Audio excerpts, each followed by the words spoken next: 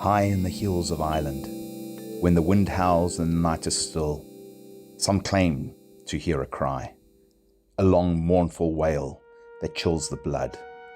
They say it is the cry of the Banshee, a spirit, a warning, a harbinger of death.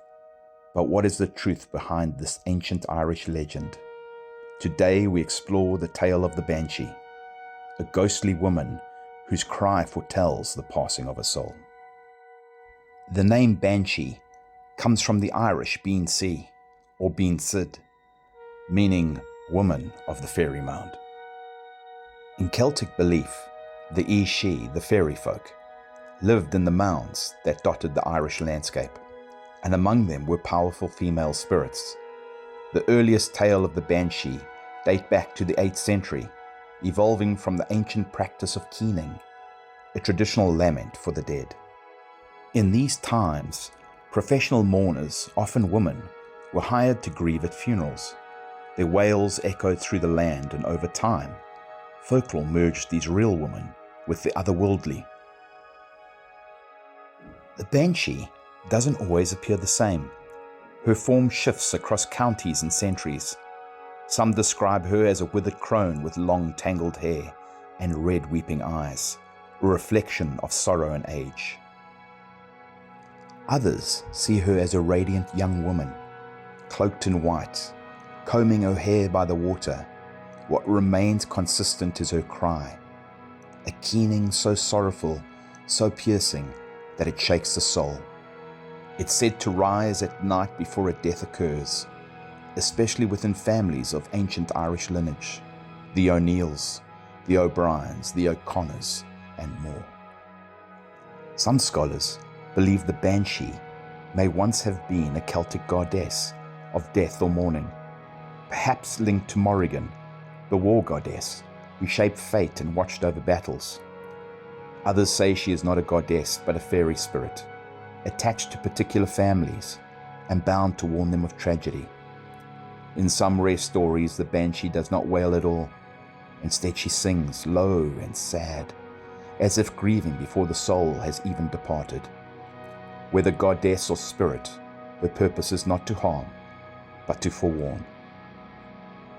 Legends of Banshee encounters have been passed down for generations.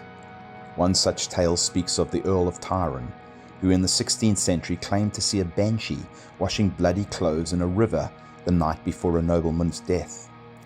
In another case, Lady Fanshawe, an Englishwoman visiting Ireland in the 1600s, said she saw a pale woman outside a window, crying just before her Irish host died unexpectedly.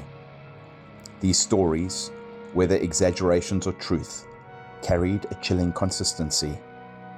The wail of the Banshee, and death will soon follow. The Banshee is not just a ghost story. She reflects Ireland's deep connection to death, family, and the land. In many ways, the Banshee represents the emotional grief that accompanies death, an external expression of inner pain.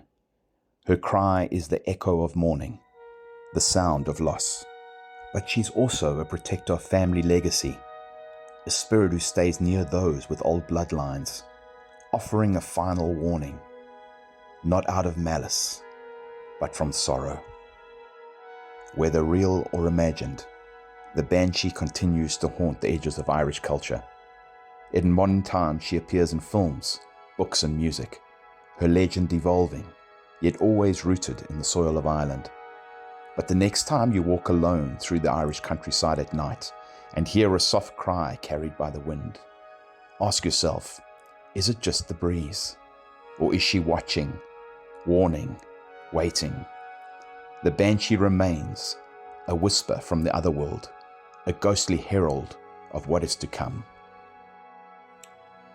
Thank you so much for watching. I hope you enjoyed the video. Please remember to like, subscribe, to share, to comment. Have an awesome day. God bless.